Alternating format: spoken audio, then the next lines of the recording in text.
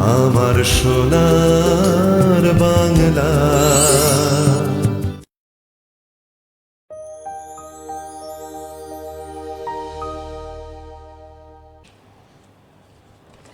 নমস্কার বন্ধুরা, শুরু করছে আপনাদের অত্যন্ত প্রিয় অনুষ্ঠান, যে অনুষ্ঠানের নাম সৌভাগ্য সমৃদ্ধি দিশারি। আর আপনারা সকলেই জানেন যে এই অনুষ্ঠানে যিনি উপস্থিত থাকেন তাকে তো এখন আর নতুন করে পরিচয় দেবার করিয়ে দেবার কোনো মানে হয় না, কারণ তিনি কিন্তু সকলের কাছে এতটাই বিখ্যাত এবং এতটাই সুপরিচিত হয়ে গেছেন যে তার নামেই কিন্তু তার পরিচয় হয়ে গেছে। অবশ্যই আমাদের মধ্যে জ্যোতিষ আচার্য শ্রী জগন্নাথ মুখার্জি মহাশয় এই অনুষ্ঠানের মাধ্যমে তাকে আমরা পেয়ে থাকি এবং তিনি থাকেন এই অনুষ্ঠানে।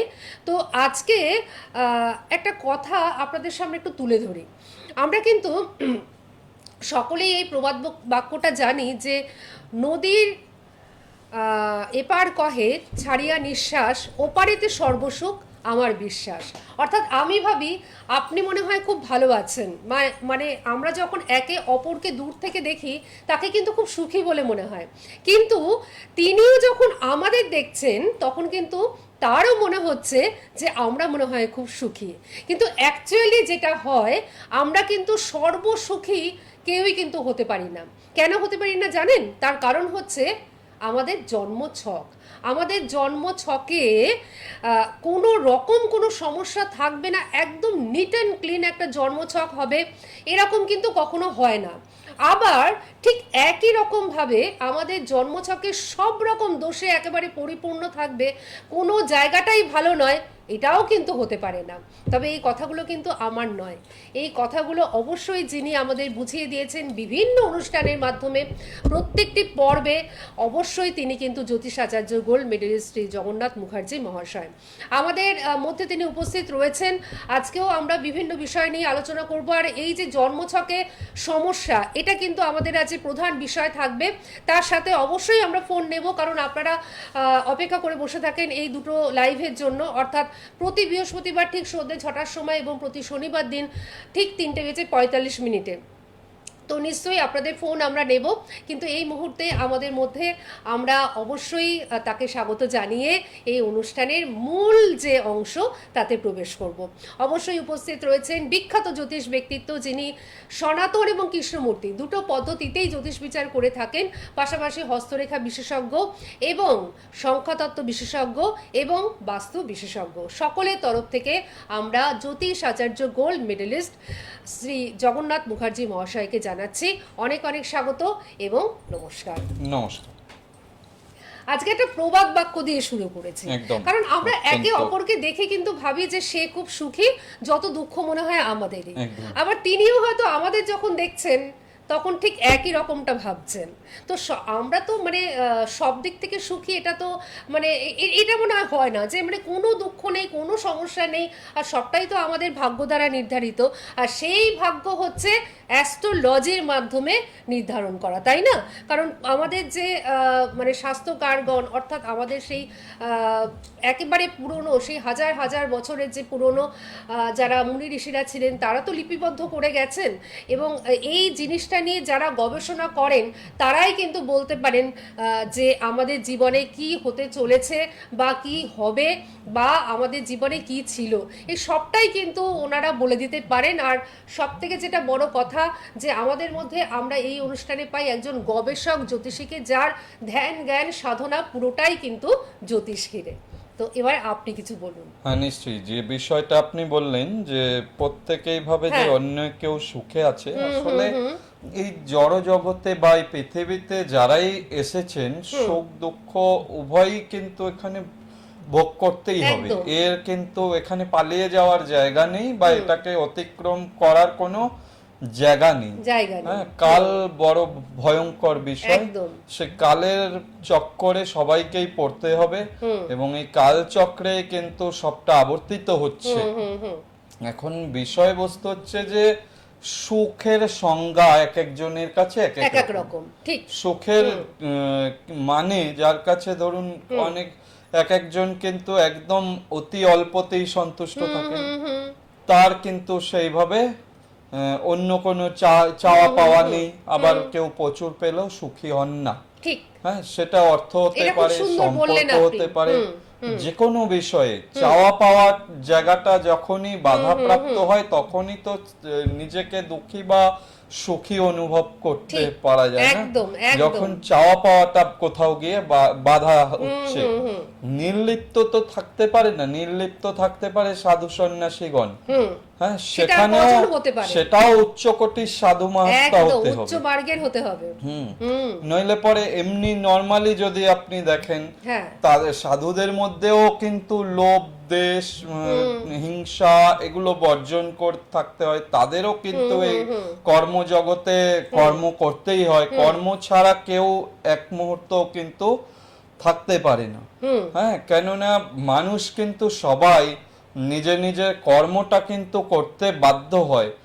এটা কিন্তু নিজের মধ্যে থেকেই আসে, এটা একদম। কিন্তু ঈশ্বর কোনো কিছু চাপিয়ে দেন না আমাদের উপরে, যে কোনো কর্মের ভার বা কিছু, যে অনেকে বলেন ভগবান যেমন করাচ্ছেন তেমন করছি, সেটা নয়। আমাদের ইন্দ্রিয়, চেতনা, বুদ্ধি, বিবেক সবই তো দিয়েছেন ভগবান। নিশ্চয়ই নিশ্চয়ই। এখন এই জন্যই তো আমাদের শাস্ত্রীয় বাক্য রয়েছে, হ্যাঁ, ন কর্তৃত্বং ন কর্মাণি লোকস্য সৃজতি প্রভু ন কর্মফল সংযোগাৎ স্বভাবস্তু প্রবর্ততে। এটা আচ্ছা। ভগবদ গীতার কথা। তো ব্যাপার হচ্ছে কি, ন কর্তৃত্বং ন কর্মাণি লোকস্য সৃজতি প্রভু, অর্থাৎ হচ্ছে কোনো প্রভু কোনো কর্তৃত্ব বা কর্ম নির্ধারণ করে কাউকে পাঠান না।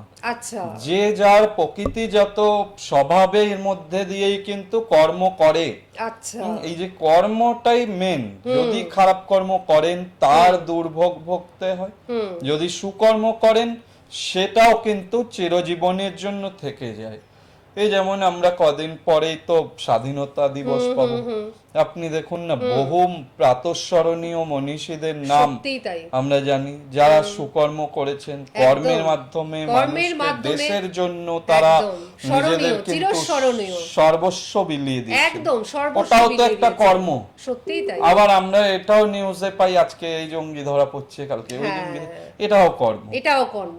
তো কোন কর্মের জন্য লোকে মনে রাখবে সেটা আসল, এবং কোন কর্ম পুণ্য ফল এনে দেবে যাতে দেশের এবং দশের উপকার হবে, সেটাই তো আসল কর্ম না। একদম। বাদ বাকি যেগুলো নেগেটিভ কর্ম, যেগুলো ওগুলো কিন্তু কোনো মানুষ, জ্ঞান বুদ্ধি বিবেক যুক্ত কোনো মানুষ পদবাচ্য হলে সে কিন্তু নিজেকে সেই ধরনের কর্ম থেকে বিরত রাখবে, একদম করবে না। একদমই প্রকৃত তাই। উপকার কারো করতে না পারলে অপকার করার অধিকারও কিন্তু আমাদের নেই কারো।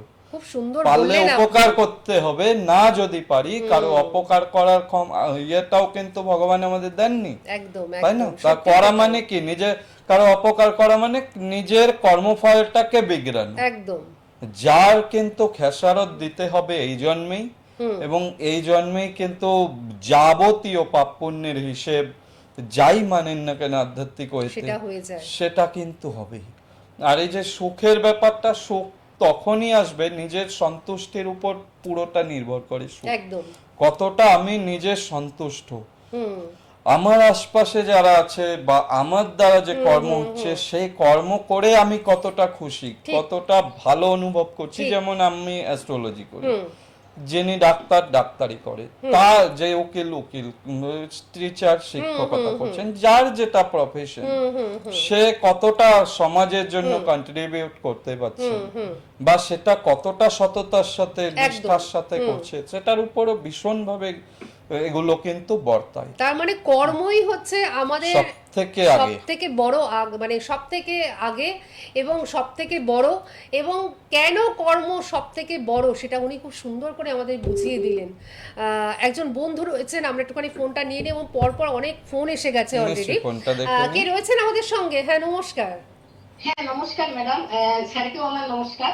আমি ঝাড়গ্রাম জেলার রামগড় থেকে কথা বলছিলাম। আমার নাম সৌম্যজিৎ। আমি আমার দাদা ভাইয়ের সম্পর্কে জানবো। আচ্ছা, নাম দাদা কি ভাইয়ের ওনার? সম্পর্কে জানবেন। আচ্ছা, ওর নাম হচ্ছে স্বর্ণাভ দাস। কি? Swarnava Das. Swarnava Das. Swarnava Das. Date of birth বলুন। Date of birth? হ্যাঁ, ডেট অফ বার্থটা হচ্ছে জগন্নাথ স্যার 13/12/1998। 13/12/1998। আচ্ছা ঠিক আছে, সময়টা? হ্যাঁ, টাইমিংটা হচ্ছে ম্যাডাম 5টা 25 বিকেল। 5টা 25 বিকেল। আচ্ছা আচ্ছা, জন্মস্থান কোথায় দাদা? হ্যাঁ, জন্মস্থানটা হচ্ছে কাটোয়া, বর্ধমান। আচ্ছা। আর ওর সমস্যাটা হচ্ছে না মানে চাকরি করবে না পড়াশোনা করবে, সায়েন্স স্ট্রিম নিয়ে পড়েছে। আচ্ছা। খুব কনসাস ভাবে মানে পড়েছে, ওর বাবা মা গাইড করেছে, কিন্তু এখন ঠিকঠাক ভাবে এগোতে পারছে না, আমি মানে দেখে চাকরি করবে নিই। না পড়াশোনা করবে। ঠিক আছে, উনি ব্যাপার বলে হচ্ছে দিচ্ছেন। দেখুন, হ্যাঁ, রবিবার জন্মবার, মিথুন লগ্ন, রাশি কন্যা মৃগশিরা। রাশি। হ্যাঁ, ও আচ্ছা, স্যার মৃগশিরা নক্ষত্র কি? না, ওর মিথুন লগ্ন, রাশি কন্যা রাশি, চিত্রা নক্ষত্র। ওকে টাই- ওকে, হ্যাঁ। টাইম আপনি বলেছেন 5:25। এই সময়টা চিত্রা নক্ষত্র দেখাচ্ছে। চিত্রা কথার অর্থ চিত্রিত বা পরিস্ফুটিত হওয়া, হাতের আচ্ছা। কাজ, হাতের ড্রয়িং, হাতের বাদ্য বাজনা, এগুলো কিন্তু খুব ভালো হয়। চিত্রা নক্ষত্র কিন্তু খুব ভালো নক্ষত্রের মধ্যে পড়ে। লৌহ পায়ায় জন্ম, কৃষ্ণপক্ষ একাদশী তিথিতে জন্মতিথি, রাক্ষসগণ এবং বৈশ্যবর্ণ। ওর না ভাদ্র মাসে শনিবারগুলো ঘাতক, ভাদ্র মাসে আচ্ছা, শনিবারগুলো ওর জন্য ভালো নয়। এই সামনেই আসছে ভাদ্র মাস, শনিবারগুলো নিরামিষ খেলে ভালো হবে। কোথাও বেড়াতে যাওয়ার ক্ষেত্রে একটু আচ্ছা, খেয়াল আচ্ছা। করে এগোবে, না যাওয়াই ভালো। যাত্রা শুরুর পক্ষে অশুভ, বা কোনো ইম্পর্টেন্ট জানির জিনিস জন্য, কিনে হ্যাঁ। বাড়ির জন্য আনা, এগুলো শুভ হবে না, এগুলো একটু খেয়াল রাখতে হবে। হ্যাঁ, ও আর স্যার জন্মগ্রহণ করেছে কাটোয়া, বর্ধমান, কিন্তু ও হাবড়ায় কাজে গেছিল। হ্যাঁ। কিন্তু তারপরে না ওই মানে মেডিকেলে চান্স যখন পাইনি 203 পেয়ে, তখন ও আচ্ছা। আবার আমি একটু বলে নিই, আমি এই- বুঝতে পেরেছি হ্যাঁ, আপনার হ্যাঁ, কথা। হ্যাঁ। আমি প্রবলেমটা যেটা দেখছি, ওর না মাঙ্গলিক দোষ আছে। ছেলেদের মাঙ্গলিক দোষ থাকলে না ভালো মতো যতই যোগ্যতা থাকুক সেই মতো জব হয় না, বা জব স্যাটিসফ্যাকশন মোটে হতে চায় এটা না। উনি কিন্তু হ্যাঁ, অনেকবার এটা বলেছেন। মাঙ্গলিকের জন্য ওনার ওর এই প্রবলেমটা হচ্ছে। আরেকটা জিনিস জানবেন, এটা যদি যথাযথ তাড়াতাড়ি প্রতিকার না করা যায় না, শনি 3°10' একদম কমপ্লিট নিচস্থ এবং বকরি শনি সারা জীবনেও কিন্তু ভালো উন্নতি করতে দেবে না। সুতরাং আমি তো খুব আপনাদের প্রোগ্রাম দেখি, খুব ভালো হয় সোনার বাংলায়। খুব সতর্ক ভাবে বা সচেতন ভাবে হরোস্কোপটাকে কাউকে দেখিয়ে ঠিক করিয়ে নেবেন। বৃহস্পতি, ঠিক আছে, কেতু, অনলাইনে গুরুচণ্ডালী দোষ অনলাইনে, হ্যাঁ, এগুলো অবশ্যই, রয়েছে। অনলাইনে হবে। হ্যাঁ, অবশ্যই এগুলো দেখিয়ে নেবেন একবার। ঠিক আছে, সৌম্যজিৎ, তাই তো? সৌম্যজিৎ, সঙ্গে থাকো, ভালো থাকো। আমি একটুখানি দর্শক বন্ধুদের বলি 9051200976। সৌম্যজিতের কথা সূত্র ধরেই বলি, হ্যাঁ একেবারেই তাই। যারা একেবারে দূরত্বজনিত কারণে আসতে পারছেন না, বা বয়সজনিত কারণে আসতে পারছেন না, বা একটা অসুস্থতার কারণে আসতে পারছেন না, সেক্ষেত্রে কিন্তু অনলাইনে আপনারা অবশ্যই বিচার করাতে পারেন। এখন অনলাইনের যুগ, অনলাইনের সমস্ত বিচার পদ্ধতি আপনি পেয়ে যাবেন, এবং উনি কিন্তু যে বিচারটা করেন সেটা কিন্তু একেবারে চুলচেরা বিশ্লেষণ সহ বিচার হয়, এবং সুন্দরভাবে লিখিত আকারে উনি কিন্তু একটা ডেটের উল্লেখ করে দিয়ে থাকেন, এবং সেই ডেট অনুযায়ী আপনারা ভালো থাকতে শুরু করবেন। আর যে কাজটি উনি হাতে নেন সেই কাজটি কিন্তু হবে বলেই উনি কিন্তু হাতে নেন, এবং সবার জন্মছক যে বিশ্লেষণ মানে উনি করবেন, অর্থাৎ কোনো একটি চার্টে হয়তো দেখলেন যে এখানে কিছু করার নেই, সেটা কিন্তু উনি হাতে নেয়নি না। তো এই জায়গাটাই সততা, এবং এই জায়গাটাই নিষ্ঠা, এবং এই জায়গাটাই হচ্ছে ওনার সব থেকে ভালো দিক, ওনার বিশেষত্ব, যে উনি কিন্তু যে কাজটি হাতে নিচ্ছেন আপনি ভাববেন যে সেই সমস্যার সমাধান হতে বাধ্য। 9051200976 এই নাম্বারে যোগাযোগ করে অবশ্যই আপনারা ওনার সঙ্গে কিন্তু যোগাযোগ করতে পারেন, এবং ওনার যে বুকিং নাম্বার, এই বুকিং নাম্বারে ফোন করলে আপনারা সকলে সব কিছু জানতে পারবেন, যে অনলাইনে কিভাবে আপনারা বিচার করবেন, বা বাড়িতে বসে কিভাবে আপনারা মানে প্রতিকার প্রতিবিধানটা পেয়ে যাবেন, সবটাই আপনারা জানতে পারবেন। এবং এই নাম্বারে ফোন করলেই কিন্তু ওনার সমস্ত চেম্বারের অ্যাড্রেস, এবং কবে কখন কোথায় ওনাকে পাচ্ছেন, সবটাই কিন্তু আপনারা জানতে পারবেন। আচ্ছা, অনেক বন্ধু রয়েছেন, তাই আরেকটি ফোন নিয়ে নিই। হ্যালো। হ্যালো, হ্যাঁ, নমস্কার। নমস্কার। নমস্কার, বলুন কে বলছেন? আমি সোনালী কর্মকার বলছি। আরেকবার বলতে হবে। হ্যালো, আমি সোনালী কর্মকার বলছি। সোমালি কর্মকার কোথা থেকে? সোনালী সোনালী কর্মকার কোথা থেকে? আমি পূর্ব মেদিনীপুর থেকে বলছি। আচ্ছা, ঠিক আছে। কার সম্বন্ধে জানবেন? আমার সম্বন্ধে একটু জানতে। আচ্ছা, ডেট অফ বার্থ 5/3/2005। 5/3/2005। সময়টা? সময় বিকাল 4টে। বিকেল 4টে।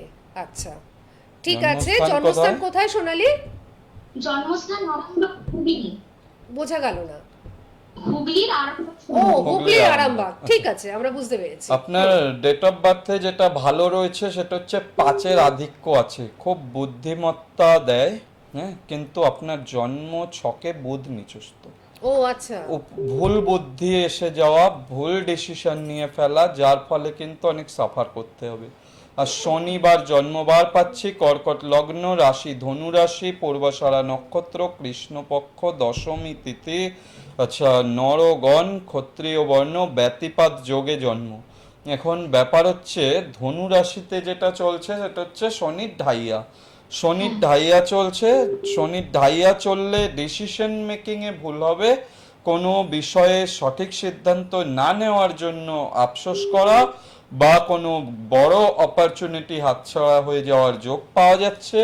বন্ধু বান্ধবী দিক থেকে সমস্যার যোগ পাওয়া যাচ্ছে, সেখান থেকে কোনো প্রতারণা বা ক্ষতি হওয়ার যোগ রয়েছে। রবি শুক্র একটা দারিদ্র দোষ রয়েছে, আর্থিক সংকট লেগে থাকবে, এবং বৃহস্পতি কেতু গুরুচণ্ডালী দোষ রয়েছে।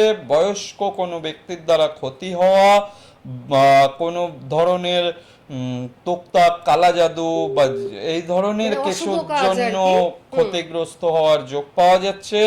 ম্যাক্সিমাম টাইম ডিপ্রেশন দেবে, কেমোদ্রুম দোষ রয়েছে, নিজে আপনার মাথা গরমও প্রচুর, হ্যাঁ, আচ্ছা। কোনো স্থির ধৈর্যের জায়গাটা অনেক কম রয়েছে, যার ফলে কিন্তু ভালো অপরচুনিটি এসেও হাতছাড়া হয়ে যাওয়ার যোগ পাচ্ছি। বুধ, আমার কি গভর্নমেন্ট জব আছে?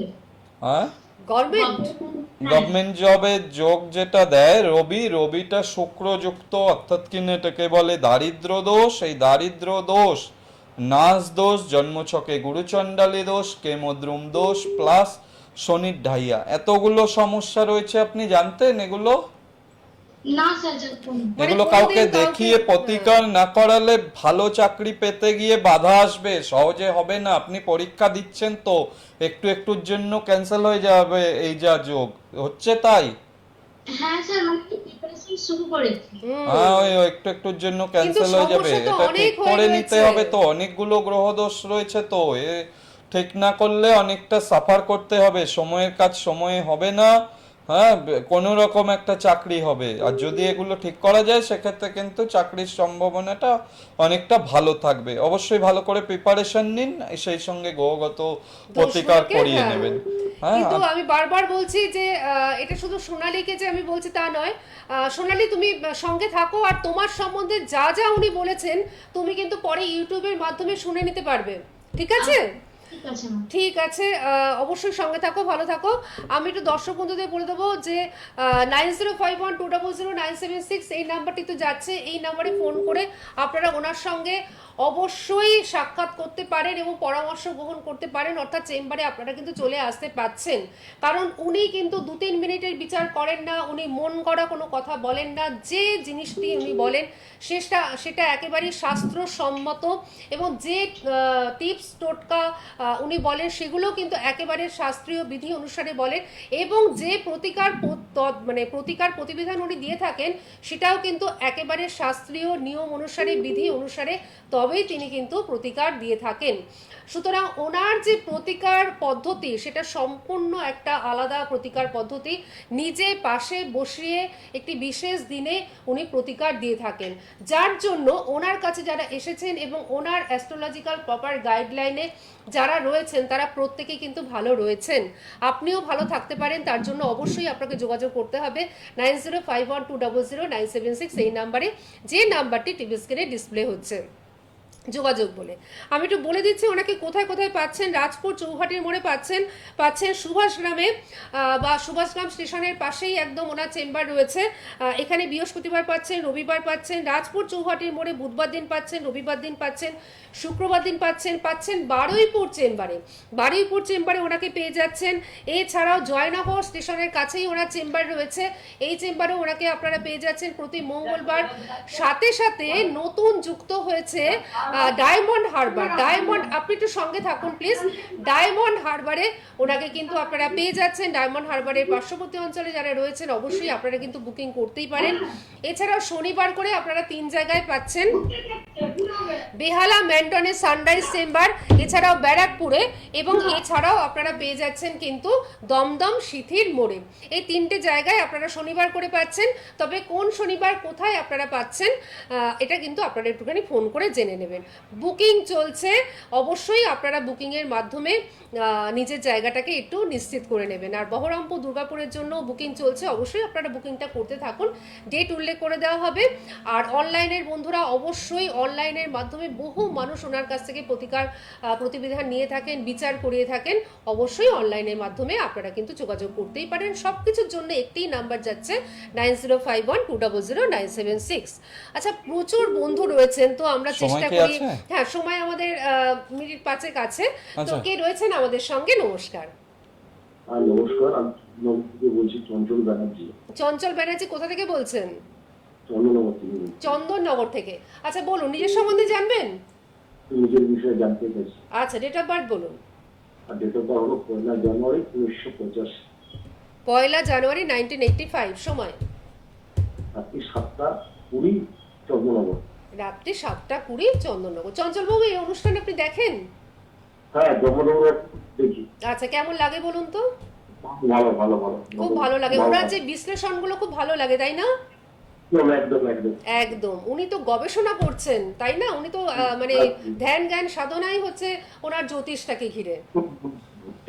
ঠিক আছে, শুনে নিন। আচ্ছা, 1 জানুয়ারি আপনার 1985, এটা মঙ্গলবার ছিল জন্মবার? হ্যাঁ, মঙ্গলবার ছিল।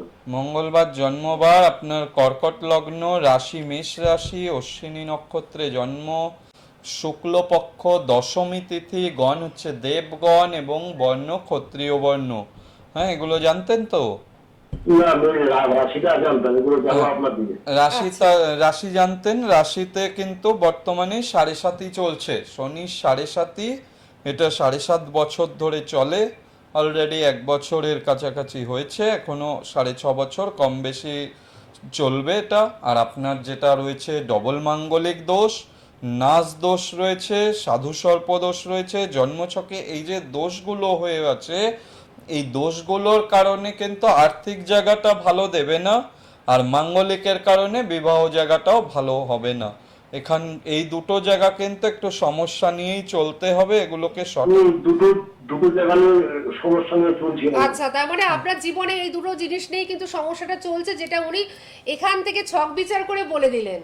আর এছাড়াও আপনার কালসর্প দোষও পাচ্ছি, বুঝতে পেরেছেন? অনেকগুলো প্রবলেম আছে। তো এই কালসর্প দোষটা কিছু না, শরীর নিয়ে কিন্তু ভীষণ ভোগান্তি দেবে।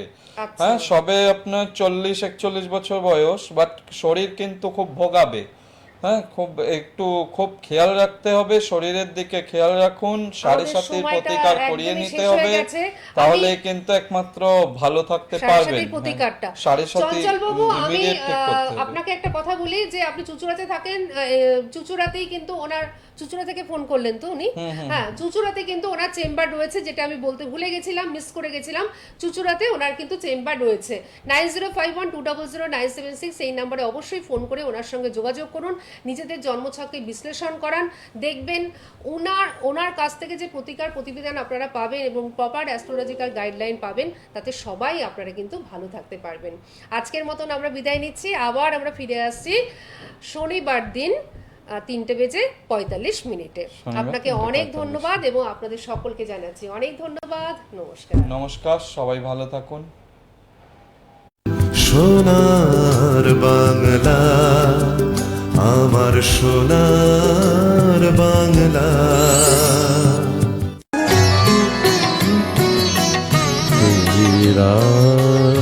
পরম পূজ্য শ্রী শ্রী সাধু বাবার বিশেষ আধ্যাত্মিক অনুষ্ঠান দেখুন সোনার বাংলা টিভি চ্যানেলে প্রতিদিন সকাল 6:55।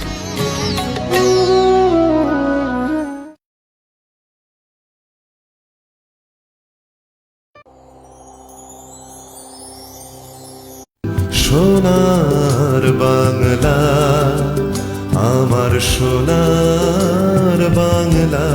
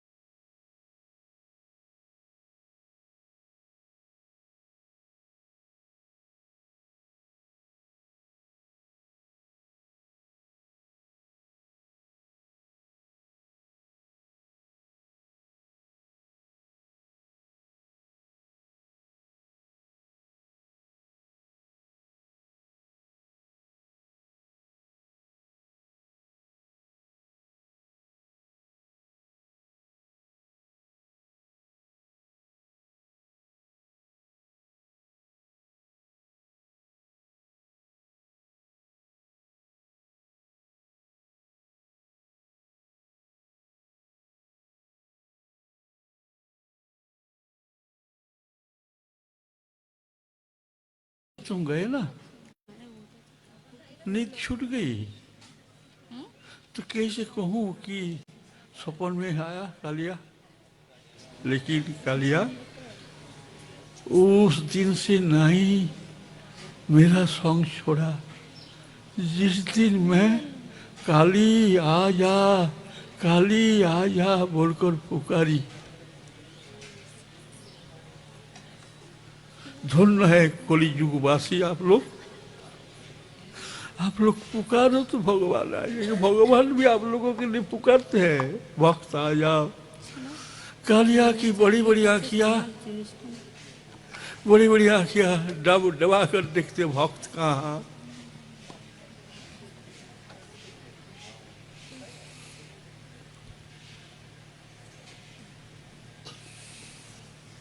भक्त कहाँ, भक्त कहाँ। प्रभु की पहली झांकी है सपन में ही झांकी होती है। बूढ़ी ने कहा नहीं प्रसाद जी, सपन और निद्रा होगी तब ना।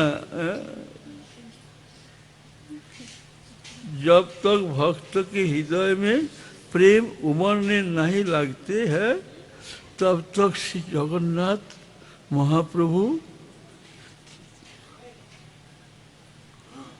आते नहीं। प्रभु को भोजन कराने को पूर्व आप अपना भोजन को शुद्ध कर लो, अपना भोजन को शुद्ध कर लो।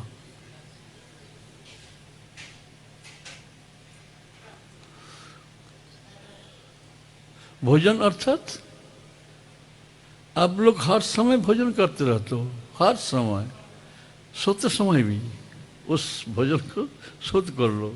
कौन सा भोजन? सांस और प्रश्वास।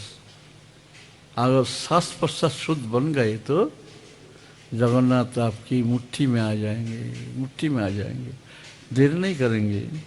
शुद्ध सांस चाहिए, जिनका शुद्ध हाथ उसी का ही जगन्नाथ।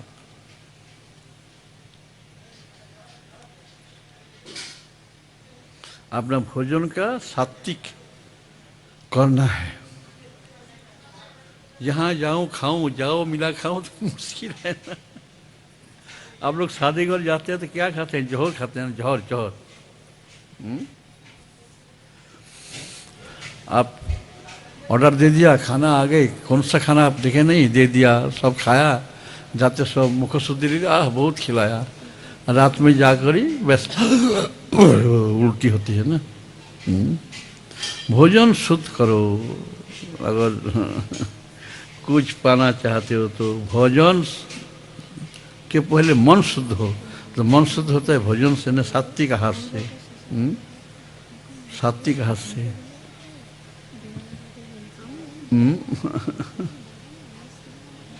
प्रार्थना कर सकोगे ना आप लोग?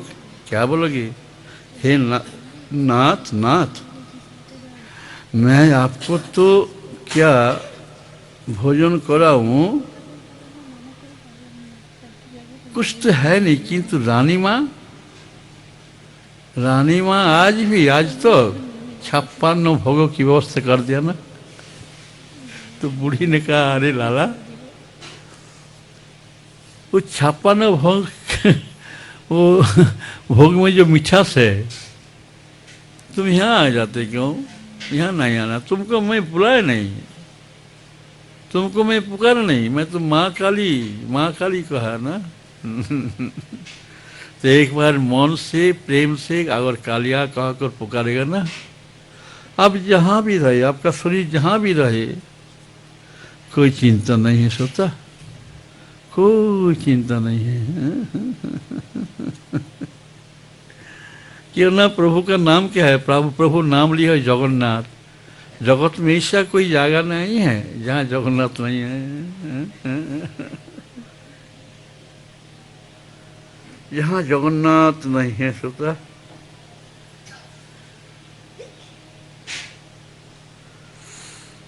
बूढ़ी माँ भोग लगाई अंदर में, जो जुटा रसोई किया, दरजा को लगाकर बाहर बैठ गई, माला जपने लगी, 108 माला। चावल में पत्थर नहीं है ना, मिर्चा तो नहीं दिया, गोलमिर्च, काला मिर्च, गोलमिर्च दिया, गोलमरीच, उससे कष्ट नहीं होगा लाला को।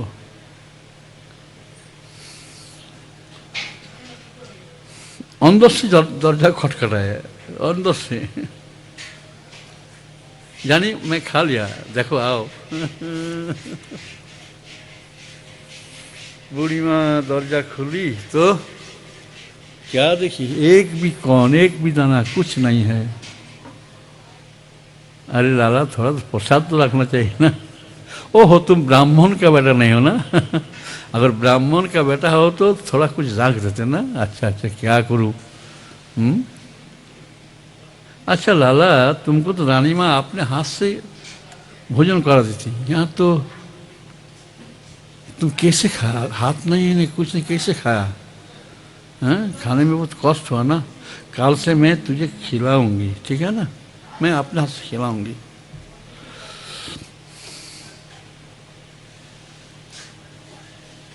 सोता एक बार भक्तों ने कहा, प्रभु श्री रामकृष्ण को कहा, जे आप कष्ट में क्यों रहोगे, थोड़ा खाओ ना। माँ काली को बोलो ना, माँ काली थोड़ा खाने के लिए शक्ति दो ना, गला ठीक कर दो। तो माँ ने कहा क्या, माँ काली ने कहा क्या, बोले अरे सुन गदाए, कितनों मुखों से खा रहे हैं बोलो ना, सबके मुखों से तुम ही खा रहे हो ना। है?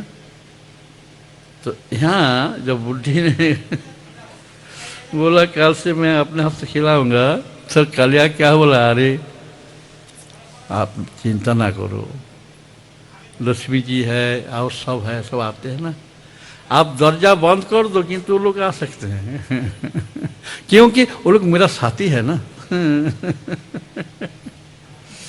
मेरा साथी है ना। तब तो तुमको कम हो गया लाला, वो लोग तो थोड़ा बहुत खाया ना, थोड़ा बहुत लिया ना, पाया नहीं, तुम अकेला खा लिया। दूसरे दिन से बूढ़ी माँ थोड़ा चावल ज्यादा लिया, ज्यादा लिया, बहुत सारी सामग्री बनाई,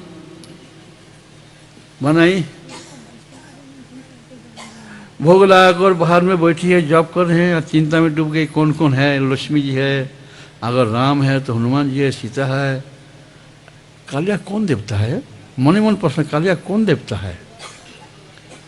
शंख चक्र गदा पद्म हाथ में तो नहीं, हाथी नहीं है, कुछ नहीं है। चलो बड़ी बड़ी आंखियां तो कौन देवता? 3 आंखियां नहीं है, 2 आंखियां है, 2 आंखियां है। अच्छा 2 आंखियां हैं, 2 आंखियां हैं। 2 आंखी कौन देवता का है? शिव जी का तो 3 आंखियां है, राम जी कृष्ण जी ये लोगों को 2 आंखियां है। जो भी हो तुम हो मेरे लाला। आज दरजा लगा बंद गया, कल से दरजा लगाऊंगी नहीं, कल मेरी गोद पर बैठा कर तुमको खिलाऊंगी, चाहे जो होगा होगा। फिर अंदर से खटखटाई दरजा, लक्ष्मी देख लो सब खा लिया, सब खा लिया। अच्छा बूढ़ी अपने लिए कुछ नहीं रखा? कुछ नहीं रखा तो मुझे कुछ मिलता, मैं तो उनकी चिरदासी हूं ना, मैं साथ में रहता हूं।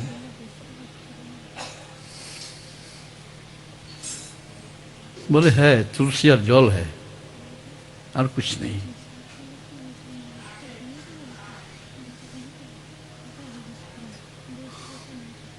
लक्ष्मी जी के अश्रु झरने लगे ऐसे भक्त देखकर। इस कली युग में ऐसा भक्त होता है? भक्त ने कहा मैं साधु संग करती हूँ। मैं साधु संग करती हूँ ना। सोता जो साधु संग करते हैं उसके लिए जगन्नाथ सहज रूप है ना, बहुत सहज रूप है। हैं? हैं? आहा, नित्यंतिम लक्ष्मी देवी नाच रही है भक्तों को देखकर।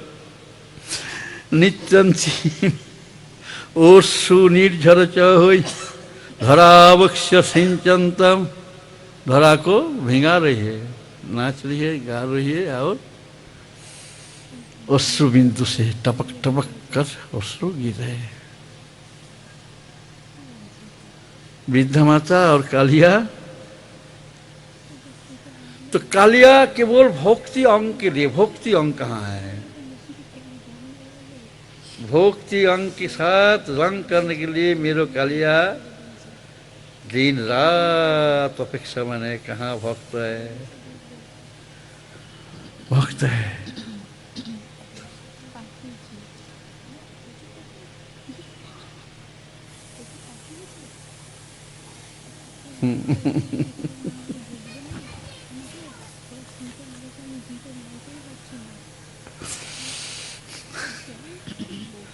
तू मेरे जीवन आधार बन गई कालिया। मैं तो जन्म से कालिया कालिया कालिया नाम नहीं लिया, क्या तुम मेरे साथ जन्म से ही हो? तो काली को मैं पुकारा, बहुत पुकारा, एक बार पुकारी तो आनंद मिला, लेकिन दर्शन नहीं हुआ। लेकिन बोलो ना,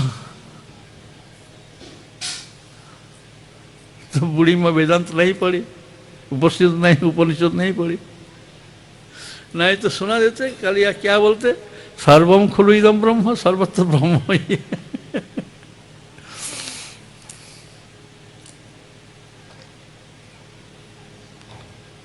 अनेक बाबा जी लोग बोलते हैं ना सर्वत्र सर्वत्र ब्रह्म, लेकिन दोपहर 12 बजे गेट बंद हो जाते हैं। अगर गरीब लोग खाने के लिए आ जाएगा तो गरीब लोग क्या ब्रह्म नहीं है क्या? दरिद्र लोग ब्रह्म नहीं है क्या? हैं? बोलो ना। कालिया छोड़े नहीं बूढ़ी को।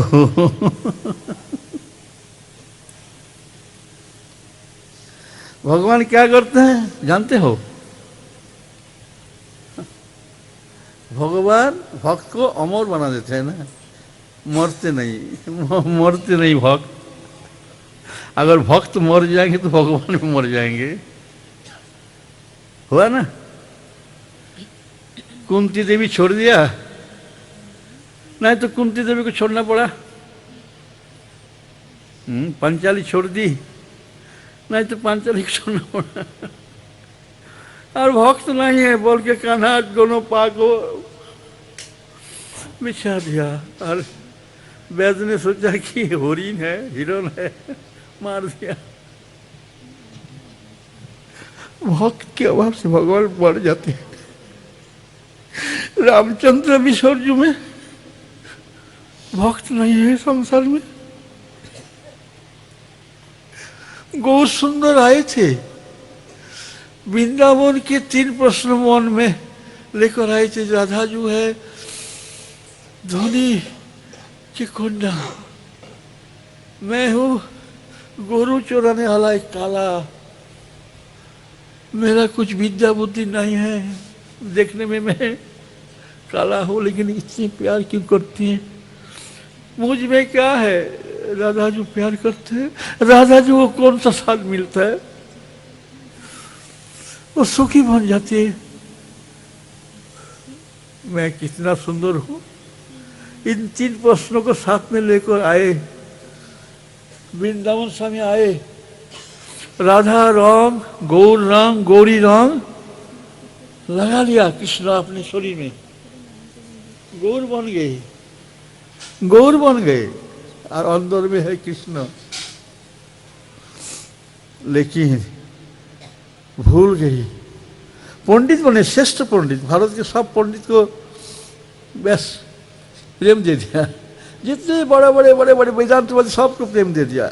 ऐसे कोई नहीं था जिसको प्रेम नहीं मिला। क्यों दिया? अपन को भूल कर, अपना प्रश्न को भूल कर ना। माता विष्णुप्रिया। जब गौरहरी ने पूछा क्या चाहिए, बोलो ना बोलो ना बोलो ना क्या चाहिए, कुछ बोले नहीं, कुछ चाहिए नहीं, कुछ मांगे तब ना, खिजलाते रहे, बोलो ना बोलो ना बोलो ना।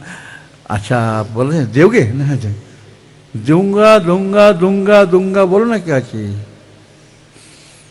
श्रोता, एक 14 सालों की कन्या विष्णुप्रिया भारतवासियों के दुख से दुखी होकर, उस समय था मुगल का राज, घर में गीता पाठ, तुलसी पेड़, भागवत पाठ सब कुछ बंद, कोई नहीं कर सकता, करेगा तो बोले प्रभु आप देने वाला हो, बोलो ना। नहीं आप पंडित हो, आप जगत श्रेष्ठ पंडित हो, पंडित कभी कुछ दे नहीं सकते, देने के लिए दीनता चाहिए, आप में तो दीनता नहीं है, आप गर्वित आदमी हो, पंडित आदमी हो। अरे तू बोल तो सही, बोल ना, दोगे दूंगा, दोगे दूंगा, दोगे दूंगा, जो चाहोगे दूंगा। प्रेम से कहे, अंतर की दुख भावना और कष्ट ज्यादा से पीड़ित होकर कहे। एक भी नेता है देश में जो दूसरे के दुख से पीड़ित है? अभी वर्तमान में एक भी कोई नेता है जो दूसरे के दुख से पीड़ित है? एक भी साधु है कोई?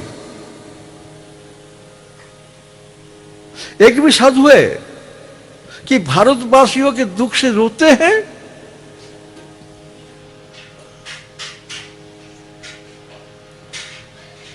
चौदह सालों की एक किशोरी ने बोला, प्रभु अगर आप कुछ देना चाहते हो तो प्रशासकों के मन की शांति दे दो, और कुछ नहीं, और कुछ नहीं, और कुछ नहीं। जो प्रशासक है वो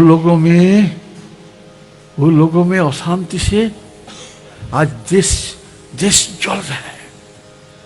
किसी एक के घर में सुंदरी बच्ची, कुमारी युवती निश्चित नहीं सो पाती, उनके पिता माता चिंता में जर्जरित थे।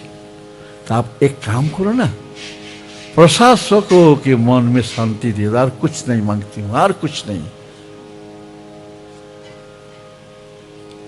महाप्रभु गौरहरी पंडित थे, अपनी ही पत्नी के मुंह से एक कथा सुनकर चिंतित हो गए, भावित हो गए। ऐसी बात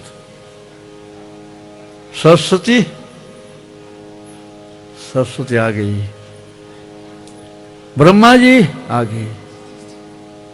अब दोनों ने मुझे दिखाओ, कोई एक शास्त्र में है कि प्रशासक जो है, प्रशासक के लिए शांति देने की व्यवस्था, शास्ति देने की व्यवस्था है, मैं जानता हूं, तो शांति देने की व्यवस्था है। ब्रह्मा आप तो रचना किए ना, बोलो नहीं प्रभु नहीं, ऐसा नहीं। अद्वैत महाप्रभु को बुलाया, अद्वैत हे बुढ़े तो 50 सालों तो गंगा में एक गला जल में खड़े होकर रो कर मुझे पुकारा। मैं तो बैकुंठ में थे, मैं आया, क्यों ले आया? तुम जानते हो ऐसा कोई शास्त्र है कि प्रशासक को शांति देनी है? नहीं प्रभु। तो हरिदास, भक्त हरिदास ने कहा, प्रभु जिन्होंने प्रश्न किया, जिन्होंने आपको सुनाया, जिन्होंने ये बात सुनाया प्रशासक को शांति देनी है, तो उनके पास चलिए, वो जरूर उत्तर जानता है। आकर देखिए कि ये रही उनकी पत्नी 14 सालों की एक किशोरी। अरे अरे अरे अरे, पौत क्या है? योगमाया हंस रही है योगमाया हंस रही है।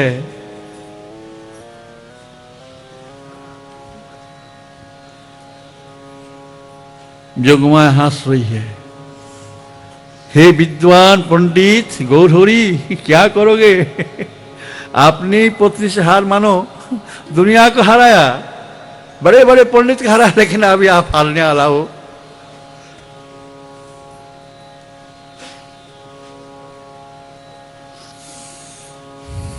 प्रेम देने की व्यवस्था, प्रेम देने की व्यवस्था।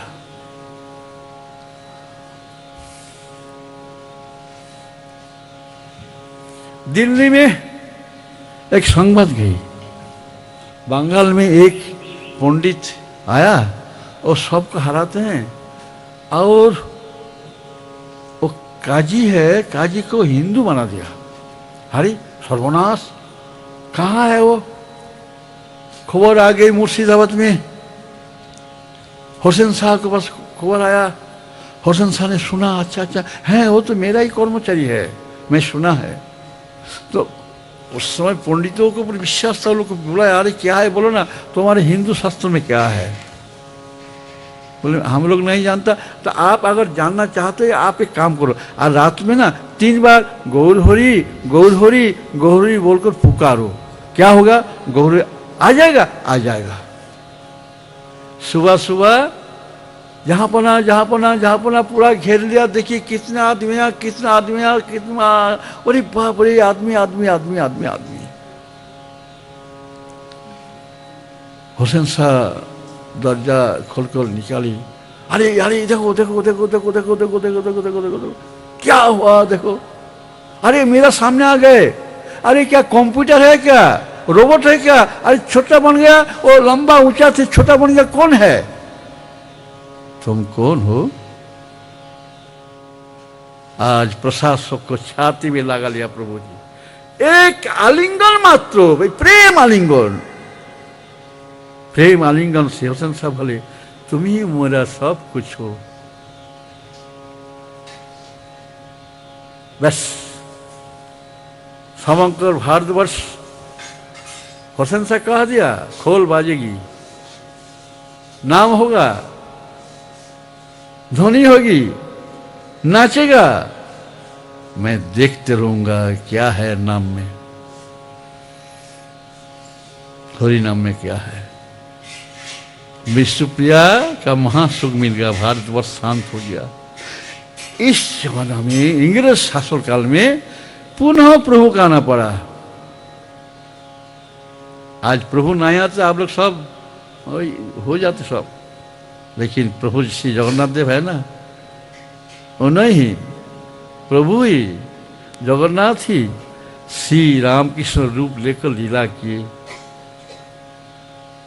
ना, अपना ही देश को बचाए ना। प्रभु जी प्रभु जी प्रभु जी। तो बूढ़ी बोले अरे साधु प्रसाद सुन सुन सुन, प्रेम के अधिकारी होने के लिए मेरे पास तो कुछ नहीं था, कुछ नहीं था। किंतु गोपाल ने मेरे प्राण को चुरा कर किधर चला गया। आज 3 दिनों से भेंट नहीं हुए रे। मेरे तो प्रेम की गंधे भी नहीं है। यह रुदन तो केवल दिखा हुआ है मात्र, अन्यथा यदि सच्चा होता तो प्रसाद क्या वियोग में यह प्राण रह सकते हैं? बोलो ना, कदापि नहीं। एक रोए थे पुरी के राजकुमार, दादी माँ की गोद में बोट कर भागवत सुनते थे। राज पुरोहित भागवत सुनाते थे।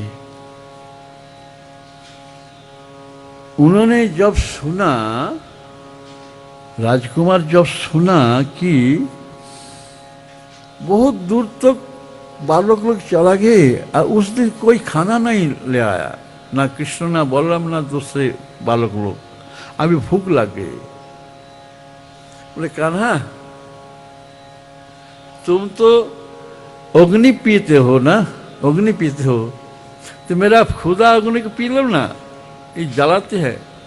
एक काम करो, जाओ जाओ, देखो वहाँ देखो, वहाँ धूप है ना, धूप है ना, जाग कर है, वो जाग का ही धूप है, ब्राह्मण लोग जाग कर है। ब्राह्मण लोग क्या बोलते हैं, यज्ञ सरोहरि सर्वयज्ञ सरोहरि, मुझको ही वो लोग पुनः देते। तो जे को कहो ये कान्हा भूखा है, जब बोला कान्हा भूखा है तो लोग मानना है, हरो कौन कान्हा, ग्वाल का बेटा है, ग्वाला का बेटा है, हरो। तो राजकुमार सुना भगवत जाच्या शिनंत्योपि न शुश्रुभुः, भगवान मांगा सुनकर भी वो लोग ना सुना रह गया।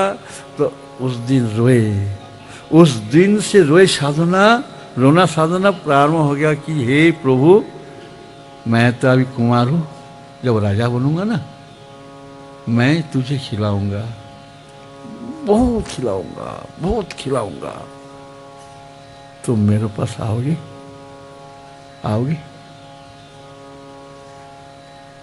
बोलो ना, सब कुछ खिलाऊंगा जो चाहोगे। तुम मांगे ये लोग दिया नहीं है? बोले नहीं नहीं नहीं दिया, उन लोगों की पत्नियों ने दिया, वो लोग नहीं दिया। बोले नहीं नहीं नहीं, मेरे पास आ जाओ। वही जगन्नाथ आ गए पुरी में 56 भोग के लिए। लेकिन जब जब भारतवर्ष दुख में पड़ते हैं ना, भगवान रूप लेते हैं, साकार रूप लेते हैं, मानव रूप लेते हैं, देश की रक्षा करते हैं, सबों की प्रार्थना को स्वीकार कर लेते हैं, सबों का।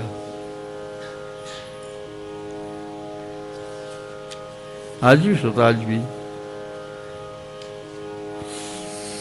हे प्रभु जगन्नाथ, मैं विषय वासना की अतृप्ति से अति दुखी हूँ। ये इंद्रियों किसी प्रकार भी तृप्त नहीं होती है, सदा विषय भोगों की वासना लालसा बनी रहती है। प्रभु प्रभु अज्ञान रूपी सागर में डूबोकर मुझे पाप की ओर ले जा रही है। अज्ञान अंधकार को नष्ट कर दो, कर दो प्रभु प्रभु। मैं तुम्हारी, आप लोग कह सकेंगे मैं तुम्हारी शरण में हूं, और कुछ नहीं, और कुछ मंत्र नहीं चाहिए, केवल नित्य नित्य शय्या त्याग के समय कहो ना प्रभु तुम्हारी शरण में हूं, और कुछ नहीं। बोलते बोलते देखो एक दिन सही रूप से बोला हो जाएगा, मैं तुम्हारी शरण में हूं।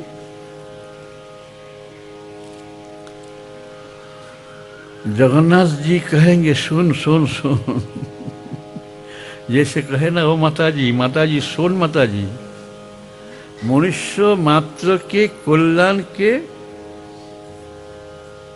लिए